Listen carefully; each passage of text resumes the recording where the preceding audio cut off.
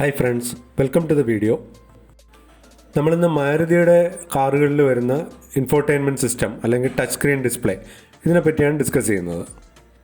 ഞാൻ ഈ ഇൻഫോർടൈൻമെൻറ്റ് സിസ്റ്റത്തിനെ പറ്റി നേരത്തെ ഒരു വീഡിയോ ചെയ്തിട്ടുണ്ടായിരുന്നു, പക്ഷേ അത് വളരെ ലെങ്തി ആയിപ്പോയെന്നൊരു കൺസേൺ ഉണ്ടായിരുന്നു. അതുകൊണ്ട് ഞാൻ ഈ വീഡിയോയിൽ ബേസിക് ആയിട്ടുള്ള സെറ്റിംഗ്സ് ഫീച്ചേഴ്സ് മാത്രമാണ് കവർ ചെയ്യാൻ ശ്രമിക്കുന്നത്. എസ്പ്രസോ, വാഗൺ ആർ, സെലറിയോ ഈ മൂന്ന് വണ്ടികളിലും സെയിം സിസ്റ്റം തന്നെയാണ് വരുന്നത്. ഇതാണ് നമ്മുടെ ഇൻഫോർടൈൻമെൻറ്റ് സിസ്റ്റത്തിൻ്റെ ഹോം സ്ക്രീൻ. ഇപ്പോൾ എന്താണോ പ്ലേ ചെയ്യുന്നത് അതാണ് ആ ലെഫ്റ്റ് സൈഡ് ഓറഞ്ച് കളറിൽ കാണിക്കുന്നത്. FM ആണെങ്കിൽ നമ്മൾ പ്ലേ ചെയ്യുന്ന ചാനലിൻ്റെ ഡീറ്റെയിൽസ് ആയിരിക്കും, AM ആണെങ്കിലും അതുപോലെ തന്നെ ആയിരിക്കും. ഇനി ബ്ലൂടൂത്ത് ആണെങ്കിൽ നമ്മൾ പ്ലേ ചെയ്യുന്ന സോങ്ങിൻ്റെ ഡീറ്റെയിൽസ് ആയിരിക്കും അവിടെ കാണിക്കുന്നത്. പിന്നെ റൈറ്റ് സൈഡിൽ മുകളിലായിട്ട് ഗ്രേ കളറിലുള്ളത് നമ്മുടെ ഡേറ്റ് ആൻഡ് ടൈം. അതിൽ താഴെ ഒരു ക്ലോക്കിൻ്റെ സിമ്പൽ പോലെ ഉണ്ട്, അത് അനലോഗ് ക്ലോക്കായിട്ട് കാണിക്കും. പിന്നെ അതിൻ്റെ തൊട്ട് മുകളിൽ ഡിജിറ്റൽ നമ്പേഴ്സും ഉണ്ട്. പിന്നെ മൺഡേ എന്ന് കാണിക്കുന്ന ഇന്നത്തെ ഡേയും അതിൻ്റെ തൊട്ട് താഴെ ഡേറ്റുമാണ് കാണിക്കുന്നത്. അതിൻ്റെ പുറത്തൊരു സിംഗിൾ ടാപ്പ് കൊടുത്തു കഴിഞ്ഞാൽ അതിനകത്തേക്ക് പോകും. ബാക്ക് അടിച്ചു കഴിഞ്ഞാൽ പ്രീവിയസ് പേജിലേക്ക് വരാം. ആ ഡേറ്റ് ആൻഡ് ടൈം പേജിൻ്റെ പുറത്ത് നമ്മളൊന്ന് ലെഫ്റ്റിലേക്കൊന്ന് സ്ക്രോൾ ചെയ്ത് കഴിഞ്ഞാൽ ഒരു പേജ് കൂടി ഓപ്പണായി വരും. അവിടെ നമ്മുടെ വണ്ടിയുടെ മൈലേജും റേഞ്ചും എല്ലാം അറിയാൻ പറ്റും. അത് ഞാൻ പറയാം ഡീറ്റെയിൽഡായിട്ട്. പിന്നെ അതിൻ്റെ തൊട്ട് താഴെ ബ്ലൂ കളർ കണക്റ്റ് ക്ലിക്ക് ചെയ്ത് കഴിഞ്ഞാൽ നമ്മുടെ ഫോൺ കണക്റ്റഡ് ആണെങ്കിൽ അതിൻ്റെ ഡീറ്റെയിൽസ് കാണിക്കും. പിന്നെ FM-ൻ്റെ പുറത്ത് ടാപ്പ് ചെയ്ത് കഴിഞ്ഞാൽ അതിനകത്ത് ഏതൊക്കെ ചാനൽസ് ആണെന്നുള്ള ഡീറ്റെയിൽസ് കാണിക്കും. ഇനി നമുക്ക് ആ മൈലേജ് ഓപ്ഷൻസ് കുറച്ച് ഡീറ്റെയിൽ ആയിട്ട് നോക്കാം. ആ ഗ്രേ കളർ പാർട്ട്, അതിൽ ആവറേജ് മൈലേജ് 16.2 എന്ന് കാണിക്കുന്ന ഈ വണ്ടിയുടെ ആവറേജ് മൈലേജ് ആണ്. പിന്നെ അതിൻ്റെ തൊട്ട് താഴെ 32 കിലോമീറ്റർ എന്ന് കാണിക്കുന്ന റേഞ്ച് ആണ്. ഇനി എക്സിസ്റ്റിംഗ് പെട്രോളിൽ 32 കിലോമീറ്റേഴ്സ് കൂടി ഓടും എന്നാണ് അതിൻ്റെ മീനിങ്. ഇനി നമ്മളിതിൻ്റെ പുറത്തൊന്ന് ക്ലിക്ക് ചെയ്ത് കഴിഞ്ഞാൽ ഇതിനകത്തുള്ള ഡീറ്റെയിൽഡ് പേജിലേക്ക് പോകും. ഇവിടെ വണ്ടി ഓടിക്കൊണ്ടിരിക്കുമ്പോൾ ഉള്ള ഇൻസ്റ്റൻറ്റേനിയസ് ആയിട്ടുള്ള മൈലേജ് അറിയാൻ പറ്റും. ഇനി ആ ഹിസ്റ്ററി എന്ന് പറയുന്ന ഓപ്ഷൻ ക്ലിക്ക് ചെയ്ത് കഴിഞ്ഞാൽ ഓരോ ട്രിപ്പിൻ്റെയും ഡീറ്റെയിൽഡ് ആയിട്ടുള്ള മൈലേജ് അറിയാൻ പറ്റും. ട്രിപ്പ് എന്ന് പറയുന്നത് ആ ട്രിപ്പിൽ നമ്മൾ കീ ഓൺ ചെയ്യുന്ന മുതൽ ട്രിപ്പ് എൻഡ് ചെയ്ത് കീ ഓഫ് ചെയ്യുന്ന വരെയുള്ള ടൈമാണ്. അതിൽ ലാസ്റ്റിൽ നമ്മൾ പോയ ട്രിപ്പിൻ്റെ ഡീറ്റെയിൽസാണ് ഏറ്റവും മുകളിൽ ട്രിപ്പ് 5 ആയിട്ട് കാണിക്കുന്നത്. അതിലെനിക്ക് കിട്ടിയ മൈലേജ് 20.9 ആണ്. അങ്ങനെ നമ്മുടെ ഓരോ ട്രിപ്പിൻ്റെയും ഡീറ്റെയിൽസാണ് താഴേക്ക് കാണിക്കുന്നത്. നമ്മൾ നടത്തിയ ലാസ്റ്റ് 5 ട്രിപ്പിൻ്റെ ഡീറ്റെയിൽസ് വരെ അറിയാൻ പറ്റും. പിന്നെ ഒരു കാര്യം പ്രത്യേകം ശ്രദ്ധിക്കുക, നമ്മുടെ ഇൻസ്ട്രുമെൻറ്റ് ക്ലസ്റ്ററിൽ അല്ലെങ്കിൽ സ്പീഡോമീറ്ററിൻ്റെ ആ ഭാഗത്ത് നമ്മൾ സെറ്റ് ചെയ്യുന്ന ആ ട്രിപ്പിൻ്റെ ഡീറ്റെയിൽസ് അല്ല ഇത് നമ്മൾ വണ്ടി key on to key off വണ്ടി തന്നെ ഓട്ടോമാറ്റിക്കലി ഡിറ്റക്റ്റ് ചെയ്യുന്ന ട്രിപ്സാണ്. അപ്പോൾ നമുക്ക് ആ ഹിസ്റ്ററി നോക്കുമ്പോൾ മനസ്സിലാവും നമുക്ക് ഓരോ ട്രിപ്പിലും ആവറേജ് ഒരു 18 to 20 ആവറേജ് മൈലേജ് കിട്ടുന്നുണ്ടെന്നുള്ള കാര്യം. അപ്പോൾ ഇത് മൈലേജ് ഹിസ്റ്ററിയാണ്. ഇതുപോലെ നമുക്ക് ഫ്യൂൽ ഹിസ്റ്ററിയും നോക്കാൻ പറ്റും. അതായത് ഒരു പ്രാവശ്യം ഫ്യൂൽ ഫില്ല് ചെയ്ത് അത് കഴിഞ്ഞ് നെക്സ്റ്റ് ടൈം ഫ്യൂൽ ഫില്ല് ചെയ്യുന്നവരെ നമുക്ക് എത്ര മൈലേജ് കിട്ടിയെന്നുള്ളത്. അപ്പോൾ അതറിയാനായിട്ട് താഴെ നമുക്ക് റൈറ്റ് സൈഡിൽ ഫ്യൂവലിൻ്റെ ഒരു പടമുള്ള ഓപ്ഷനുണ്ട്. അതിൽ ഒരു പ്രാവശ്യം ക്ലിക്ക് ചെയ്താൽ മതിയാവും. അതിൽ ഏറ്റവും മുകളിൽ കാണിക്കുന്നതാണ് ലേറ്റസ്റ്റ് ആയിട്ടുള്ള ഹിസ്റ്ററി.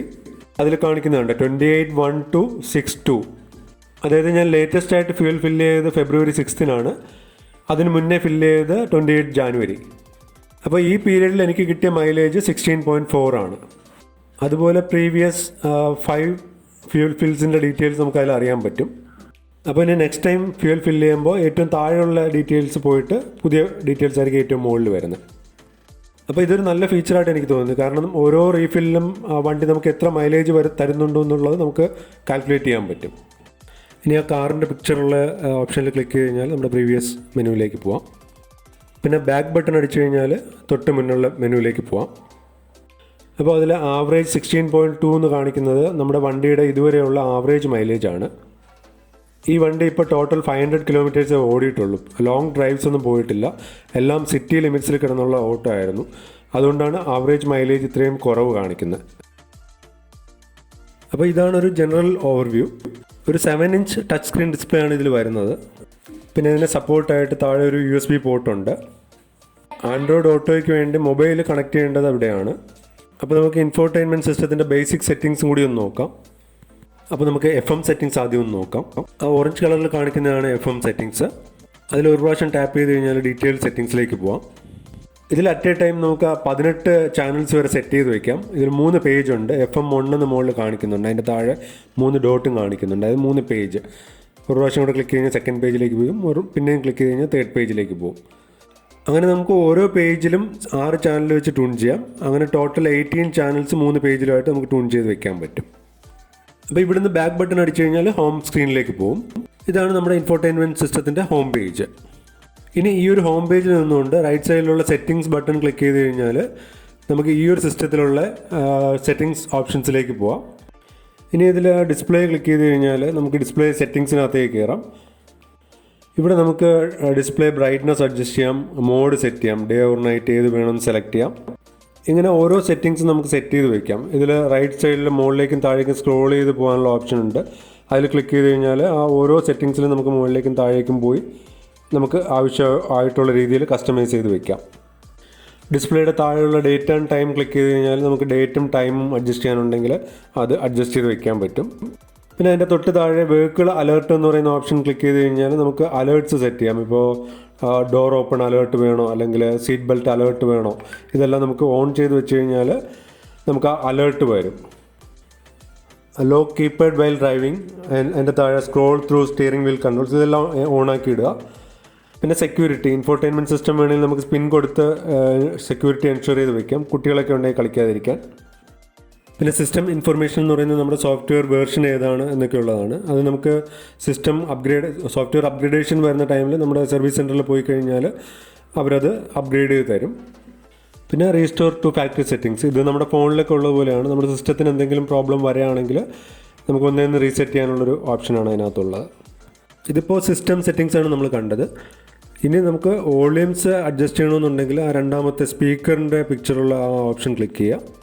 അതിൽ ആദ്യത്തെ ഓപ്ഷൻ എന്ന് പറയുന്നത് നമുക്ക് ഓഡിയോ സെറ്റിങ്സ് ആണ്, ബാസ് മൈൽഡ് ട്രിബിൾ എന്ന് കാണിക്കുന്നത്. അതായത് നമുക്ക് നമ്മുടെ റിക്വയർമെൻറ്റ് അനുസരിച്ച് ബാസ് വേണോ ട്രിബിൾ വേണോ ഏതാണ് നമുക്ക് കൺവീനിയൻ്റ് ആയിട്ടുള്ളത് അത് നമുക്ക് സെറ്റ് ചെയ്ത് വയ്ക്കാം. അത് കഴിഞ്ഞ് ബാലൻസ് ഫേഡർ, ഇതും നമുക്ക് ഓഡിയോ സെറ്റിങ്സ് തന്നെയാണ്. നമുക്ക് എവിടെയാണ് കൂടുതൽ സൗണ്ട് ക്ലാരിറ്റി വേണ്ടത്, അതായത് ഡ്രൈവറിൻ്റെ സൈഡിലാണോ അല്ല റിയർ സൈഡിലാണോ, എവിടെയാണ് നമുക്ക് കൂടുതൽ വോളിയം വേണ്ടത് അത് നമുക്ക് സെറ്റ് ചെയ്ത് വയ്ക്കാം. ഇത് യഥാർത്ഥത്തിൽ വളരെ എഫക്റ്റീവാണ്. ഇത് നമ്മൾ പ്രോപ്പറായിട്ട് സെറ്റ് ചെയ്ത് വെക്കുകയാണെങ്കിൽ നമ്മൾ കൂടുതലും മുന്നിലിരുന്ന് യാത്ര ചെയ്യുന്ന ആൾക്കാരാണെങ്കിൽ ഡ്രൈവർ സൈഡിൽ സെറ്റ് ചെയ്ത് കഴിഞ്ഞാൽ കൂടുതൽ വോളിയൂംസ് അവിടെ കിട്ടും. ഇനി ഡ്രൈവർ സൈഡിൽ നമുക്ക് വോളിയൂംസ് വേണ്ട, റിയർ സൈഡിൽ മതി എന്നുണ്ടെങ്കിൽ അങ്ങനെയും സെറ്റ് ചെയ്ത് വയ്ക്കാം.